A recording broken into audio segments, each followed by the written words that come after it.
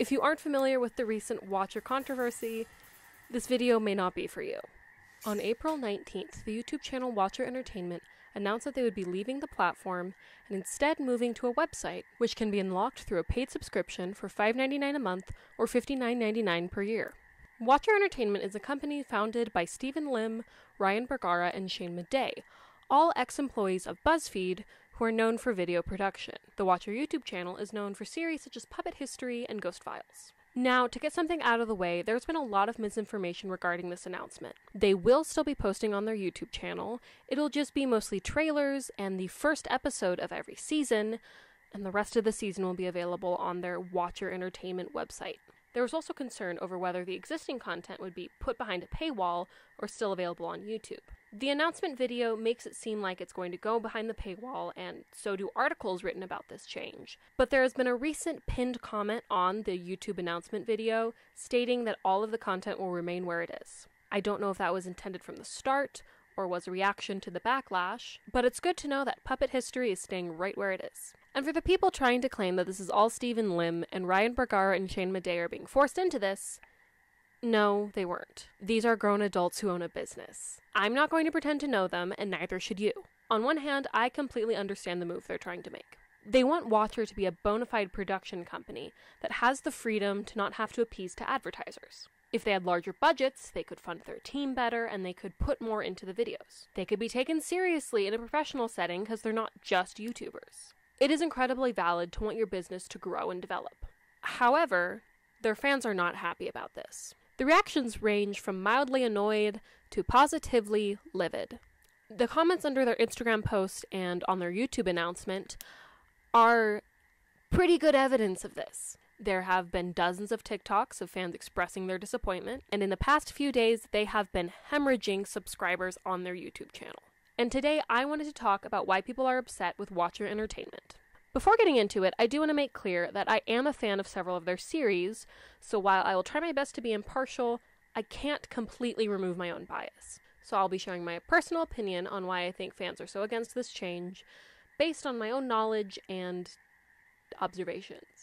By abruptly switching to a paid subscription, they have alienated a large portion of their audience. Sure, $6 a month doesn't seem like that much to watch the entertainment you like, right? Well, that's a really, really big assumption to make, and a really, really tactless way to phrase it. Many people flock to YouTube because it's a low-cost form of entertainment. I say low cost, as YouTube doesn't charge monetarily for you to use the platform, but it does cost your attention via ads and your data. Your attention and your data are absolutely important, and do not discount what it costs you to watch free content. Making a sudden shift from having content easily accessible on YouTube to hidden behind a paywall causes an audience to be shocked, particularly an audience who may be unable to pay $6 a month. I don't know the specifics of their demographics because I don't have access to their YouTube analytics, but by looking at their fandom spaces online and from attending their live tour in August, I can surmise that a lot of them are young. There's also the fact that a lot of people are struggling financially.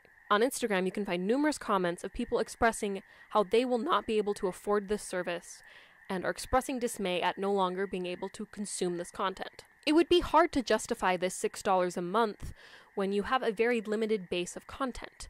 For a similar price, you can have fairly unlimited access to content on subscriptions such as Spotify or Hulu. Or for no money, you can watch an unlimited number of hours of content on YouTube, more than you could possibly watch in a lifetime. There's also something to be said of the optics of this move, while they've made it clear that there is a financial motivation to it, and it conflicts with a narrative they've portrayed. They've included jokes about eating the rich and endorsing piracy in past videos, particularly Shane Madej, and their Patreon still currently states that they create shows to the very best of our ability, all free to watch. The brand personality that they've created, to quote my friend Julia, feels relatable and for the people. And in making this switch, it seems like a completely unanticipated shift for the brand. It feels off-brand. This paywall has made fans particularly angry because it was very abrupt and there wasn't lead up to it. In doing this, they have violated the expectations that fans have from their content. From the first videos on the Watcher platform, they made it clear how it would work. They would be supported by YouTube ads, by sponsorships, and by patrons over on Patreon. When you set up these expectations for people, that's how they believe that it will always be. I think back to the early days of YouTube when people first started doing sponsored ads in their videos. Audiences were livid. They were like, "What are you doing? You're selling out. You've never done this before." What they had come to know as normal had been violated. And in this situation with Watcher Entertainment, the fans feel that something's been taken from them. Nothing about this announcement video felt as if it would be better for the fans for this change to happen, but rather it would be better for their creative freedom. The way that they did frame it paints the company as desiring to grow without respect for the fans that it's built on. In restricting the content, it punishes the fan base. There's also something to be said about how they are talking about being more polished and being a TV show, but I don't think that's why they have an audience in the first place. In fact, polished professional content is not really why people watch YouTube. And yes, they want to have television caliber content, but they can't eliminate the fact that they got their start on YouTube and they have a fan base built off of people who are familiar with how YouTube works. People flock to YouTube because they want to enjoy authentic content. Now, authenticity is a hard thing to talk about, and I have researched it a lot in relation to YouTube. And I think the best way to just briefly go about it is that audiences want to feel like the person they're watching is a real person. In their book about YouTube's participatory culture, Burgess and Green explain how YouTube has created a cultural logic that prioritizes authenticity and social connection between creators and audiences. People making YouTube videos feel closer than a traditional celebrity in many ways, and part of that has to do with the fact that they aren't making extremely polished content. Amateur content feels more authentic because it isn't sanitized. Lim, Bergara, and Madej all started out from this amateur content, and they even emphasized it in their announcement video. And though they had interesting and successful shows, what really made them stand out was their personalities. Sure, television shows have personalities that people flock to, but that is nowhere near the intimate relationship that viewers develop with YouTube personalities, because they feel far closer, both in a literal sense, because you can DM them on Twitter and interact with them, and emotionally, because they could be you. They could be your neighbor. They're just a person. Do I enjoy a puppet giving a history lesson? Yes, of course I do. But would I like it as much if there wasn't the banter between Shane Madej and Ryan Bergara? I don't actually know.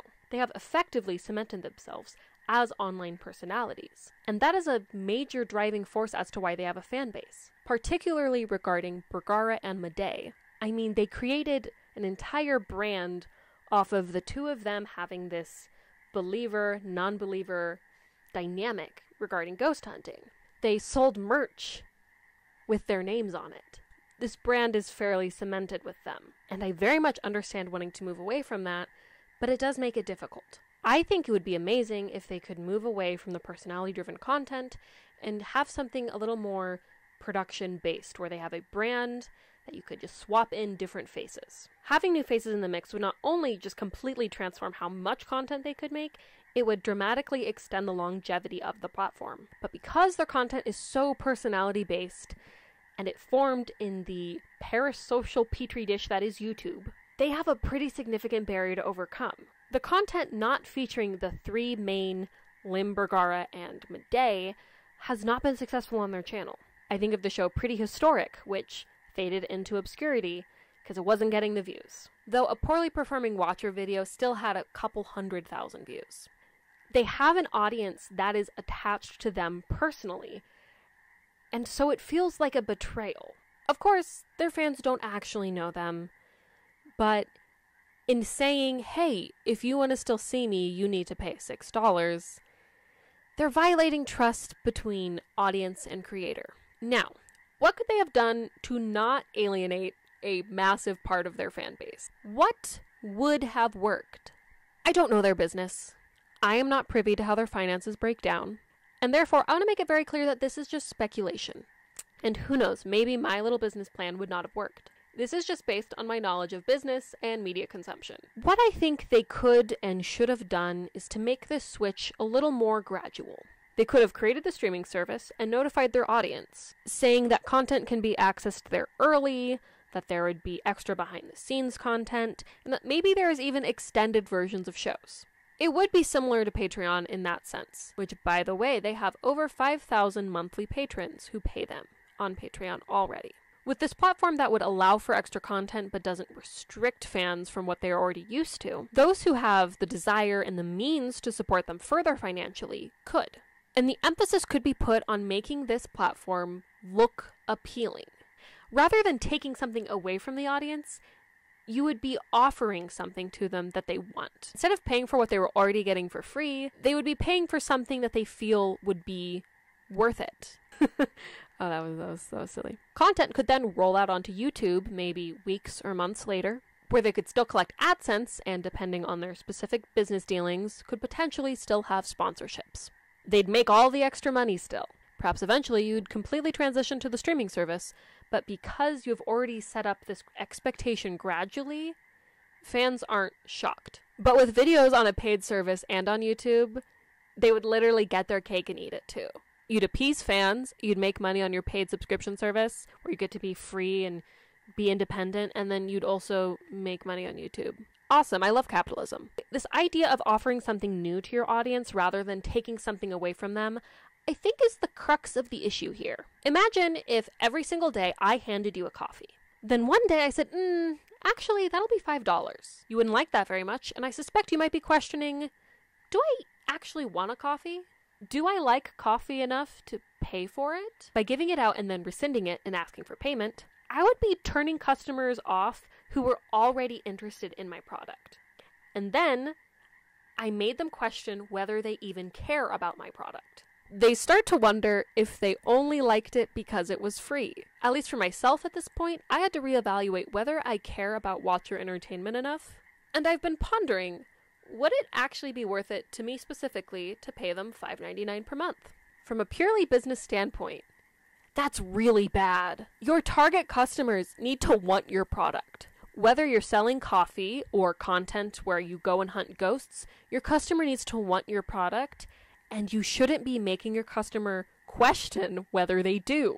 Now, do audiences have the right to a creator's content without financial cost?